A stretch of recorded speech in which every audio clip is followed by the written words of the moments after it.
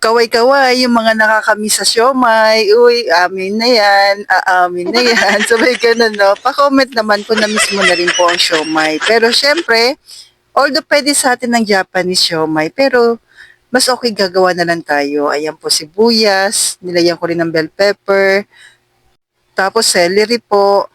Pero pwede namang wala ang mga ito. Meat lang, pwede na. Sabay ganun ano. Pero pamparami na rin at dagdag na rin ng mga vitamins and minerals.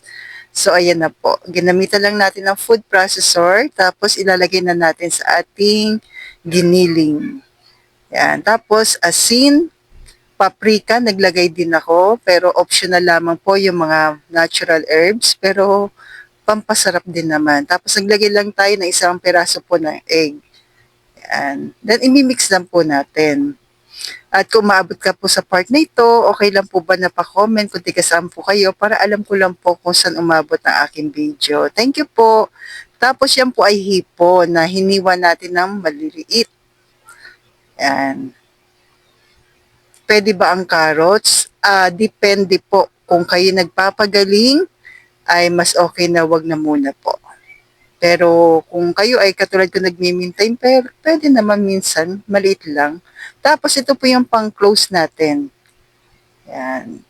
Lalagyan lang natin ng tubig para sa ating siomai. Kasi mamaya papapakita ko sa inyo kung saan ito gagamitin. Santan Pero pag wala nito, pwede rin naman yung egg. Yung white egg. Yan po. So gagawin natin parang ano po, Shanghai. Pero nori yung pambalot natin. So yan po. Yan. Tapos, yung ating santan kanina, diyan sa gilid, bago natin isarado. Tapos, nagpapakulo na rin po ako ng tubig niyan.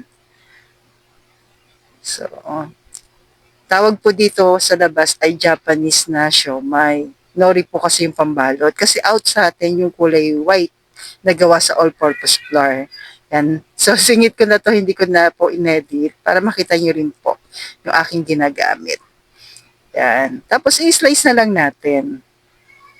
Di ba po, ang bilis lang. Although alam ko marami na kayo nakikitang ganito, pero ang kaibahan lang natin, yung mga ingredients na ano ba yung pwede sa atin. So, mas mga natural na herbs, tapos asin, paminta, mas okay. Pwede rin naman ang gunting, panggupit natin. So, kayo na pong bahala kung gaano kalaki. Then, in-steam ko lang po ng 20 to 30 minutes, depende sa dami ng inyong siomai. At yung ating chili, syempre po, yung kung napanood nyo po yung ating low carb na chili garlic, yan po. Actually, ang tagal na nito sa rep, hindi siya nasisira. Kaya maganda siya pang stock. Nilalagay ko rin po sa mga, kasi lalo na tumataas po ang chili ngayon, mas okay na meron kang ganyan sa rep.